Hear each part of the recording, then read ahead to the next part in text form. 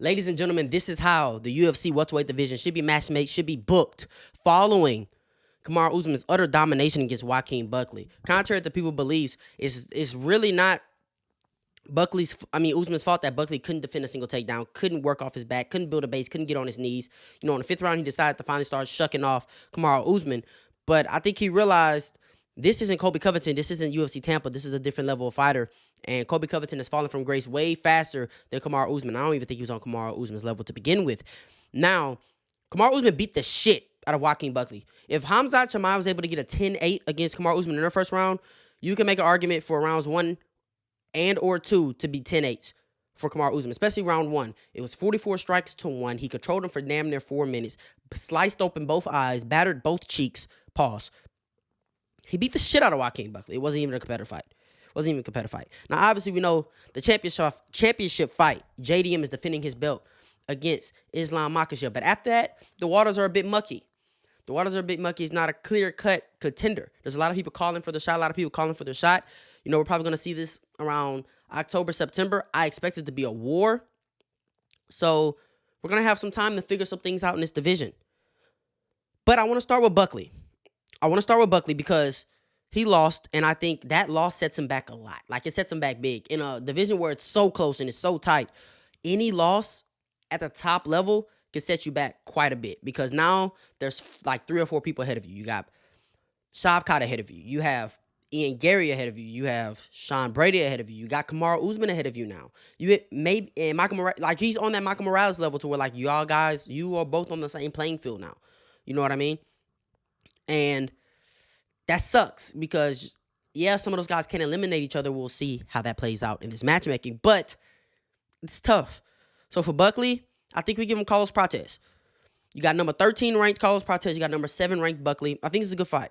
Now, I think Carlos Prates probably knocks out Joaquin Buckley, but it's gonna be interesting because they're both gonna bang. It's gonna be a fun fight. It only needs to be 3 rounds. Doesn't need to be 5 rounds. It can be a feature fight on a pay-per-view. Put Prates back on a pay-per-view. Put Buckley back on a pay-per-view. Yes, Prates is 13, but everybody ranked in front of him are either old or coming off of a loss. I think you have Wonder Boy ahead of him. He's already booked. I think you have Covington, Burns. These guys are above him. Come on now. There's some more.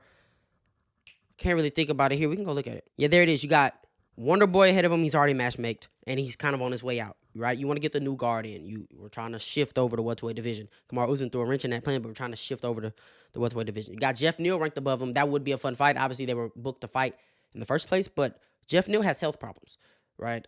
And he has an undisclosed injury that he still hasn't disclosed, and I don't know the timeline on his return. Like I said, Gilbert Burns, I think Gilbert Burns should retire. Colby Covington is ranked ahead of him. I want to see the Colby Covington and Kevin Holland fight, and he already beat. No. Prates didn't beat Colby Covington, but Colby Covington would not accept that fight. He wouldn't accept that fight. And then you have Michael Morales ranked ahead of him, and Michael Morales, he's going to be looking to fight up, not backwards. Buckley's coming off a loss. I think Carlos Prates makes the most sense for Buckley. Now let's get to the winner of the main event from last night. Well, 2 nights ago when you're seeing this. Kamaru Usman. Kamaru Usman ranked number 5. I could see him being ranked number 4 come Tuesday because Leon Edwards ranked number 4, and that win probably gets him above Leon Edwards. I'm going to be honest. Leon Edwards is on a skid. Kamaru Usman just beat a really, really game opponent. Now, I think we all know what should happen. He should get number 1 ranked Belal Muhammad. This is a fight. There's beef. There's storyline. It should be a fun fight. It should be 5 rounds. And if Belal is going to get back to a title, he needs to fight. He needs to fight because they're not going to give him an immediate rematch. I don't give a fuck how long he waits out. He already knows this. He's going to have to fight. He's teased going up to 185. I don't like that move, right? And I think Kamaru Usman is a winnable fight for him. I think this is a very competitive fight, but I don't think Kamaru Usman accepted. I think Kamaru Usman is dead set on not fighting unless it's for a title shot. And he may get that title shot, but in this world, he's not going to get that title shot. But I think he's dead set on not fighting until he gets a title shot. I think he takes time off. He's older now. He didn't take any damage in that fight, but the point that he's in his life, it seems like he wants to take time off. He wants to spend time with his family. He wants to be very sure when he gets in there, and he wants to be very assured when he's in there. He just took a risk against Joaquin Buckley, which he's supposed to do. I'm not giving him a pass. You're ranked above him. You're still holding a top 5 spot. You have to defend that spot. That's how the game works. He defended it, but I don't think just defending that against number 7 should give you a title shot. Because at welterweight, you're 1-2 in your last 3.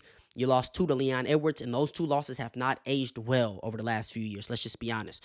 So I don't think he accepts this fight. So we're gonna do Bilal versus Shavkat whenever he comes back. Number 1 versus number 3. No belt on the line. Still an interesting fight. And I picked Bilal to beat him the first time, and I think Bilal still people are sleeping on it. Stock right now is low on Bilal, especially after the JDM loss. Bilal can beat Shavkat. And if Bilal beats Shavkat, if Bilal wants to get back to a title shot, beating Shavkat gets him back to it. He can beat Shavkat, walk right back into a title shot if the UFC isn't bullshitting, right? And this is the type of matchup that the UFC was trying to make. Feed Bilal to Shavkat. Hope Shavkat beats Bilal. Bilal's out of the way forever. You know what I mean? But I don't think that's the case. And I think if they do make this matchup, it'll backfire on them if that is their plan. But I think this is the fight that is going to get made. I think this is the fight that should get made because I don't think Usman accepts the fight. Now, I don't know if this is for the next shot because, like I said, I could see Bilal and Usman trying to work something out. I could see Bilal taking some time off, man. He already wasn't very, very active on the come up, and he tried to be active as a champion. He had to pull out or whatever. Overall, he's not very, very active. Shavkat's not very, very active. They'll probably be ready around the same time. You see what I'm saying? And Bilal, I can see him taking time off, letting some things play out, let some people eliminate each other, then come back in with a big win over somebody like this to get himself back into the title shot. Now, if Islam wins, does he move up to 185? I don't know. I wouldn't. Fuck. Islam's preying on your downfall, bro. I ain't gonna lie. Islam is just waiting. Please lose, please lose, please lose. I'm ready to move up for legacy, brother. You know what I mean? So, fuck that. I think if you make it back to the title shot, fight Islam. Fuck that. Put that shit aside and fight Islam. Now let's get into the next one. I think this one should be for the next shot. I think Sean Brady needs one more, even though he just dominated former champ Leon Edwards, right? And he dominated Gilbert Burns. The Gilbert Burns win hasn't really aged that well, but he dominated him. It wasn't even close. Dominated Leon Edwards better than Bilal dominated Leon Edwards. But other than that, he still has that TKO loss to Bilal, and his other wins are kind of weak. Same thing for Ian Gary. Ian Gary has a sneaky resume. I think Jeff Neal is a good win, even though Jeff Neal isn't highly ranked. That's a good win. He has a Neil Magny win. I think Sean Brady has a Neil Magny win. Kind of a weak win.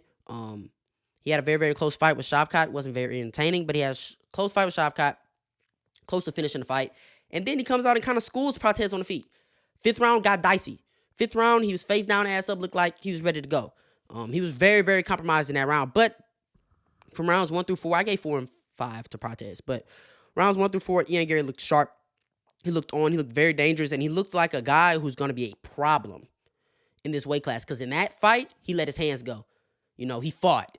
He wasn't just IQ trying to he fought. He brought the fight to Prates, and he beat the shit out of Prates low-key in the first 3 rounds.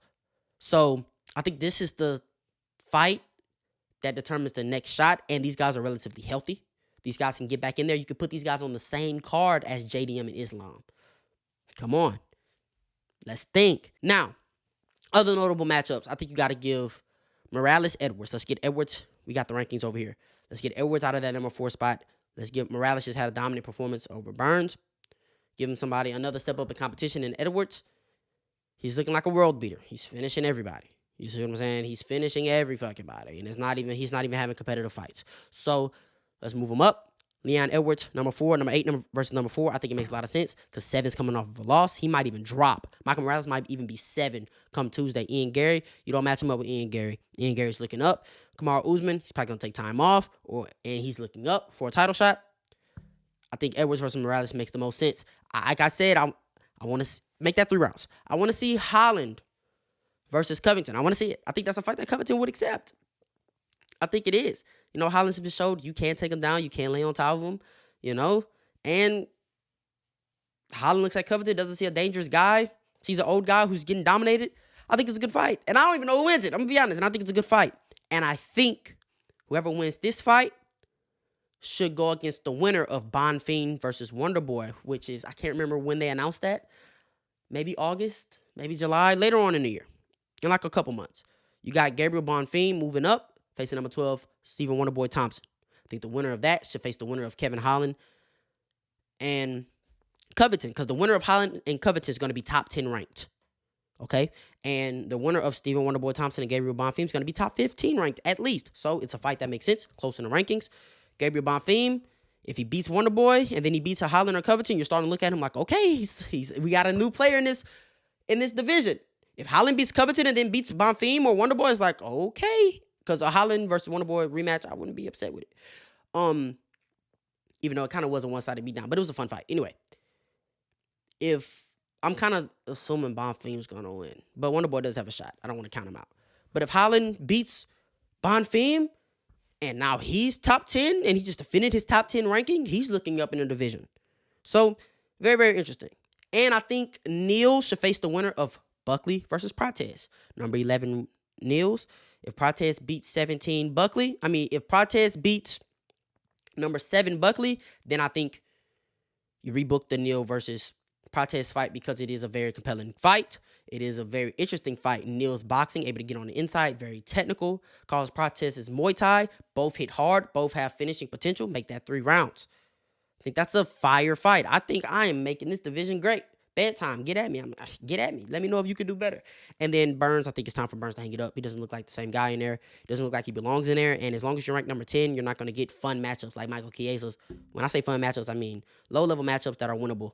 And you're not going to take a lot of damage like Michael Chiesa gets over and over and over and over and over and over and over again, right? You're ranked number 10. You're going to be fighting killers unless you retire. So I think it's time to retire. I don't want to see him take any more damage. He's very, very emotional after that loss. I think he knows his time may have passed him by. And that's how I think 170 should be booked. Let me know what you think. Let me know what changes you'll make. Let me know. I really want to know. I want to know where you guys' head at. Like, comment, subscribe, share this to somebody I know that enjoys just like you did. You ain't got to go home, but you got to get up out of here, man. Yay.